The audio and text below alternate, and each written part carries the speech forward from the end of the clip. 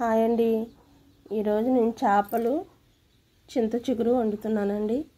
ఇంట్లో కావాల్సినవి సాల్ట్, కారం, పసుపు, ధనియాలు, మిరియాలు, మెంతులు, జీలకర్ర పొడి, మంచి నూనె, టమాటా, ఉల్లిపాయ, పచ్చిమిరపకాయలు, కొత్తిమీర, అల్లం వెల్లుల్లి పేస్ట్.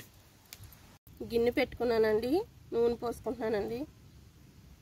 నూనె కాగిందండి. ఉల్లిపాయలు వేసుకుంటున్నాను. ఉల్లిపాయ మగ్గింది. టమాటా వేసుకుంటున్నాను. సాల్ట్ వేసుకుంటున్నానండి. వేసుకుంటే గమ్మున మగ్గుతాయి. పేస్ట్ వేసుకుంటున్నాను. కొంచెం కొత్తిమీర, కారం,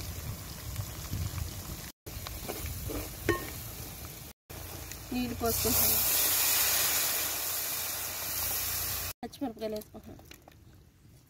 చేప ముక్కలు వేసుకుంటున్నానండి.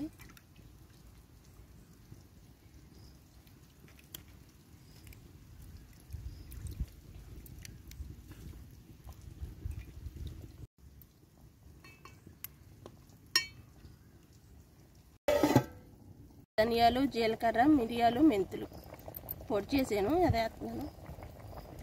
చింత చిగురు వేస్తున్నానండి.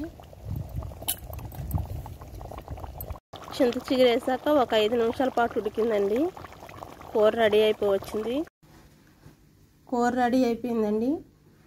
పచ్చి చేపలు చింత చిగురు కూర రెడీ.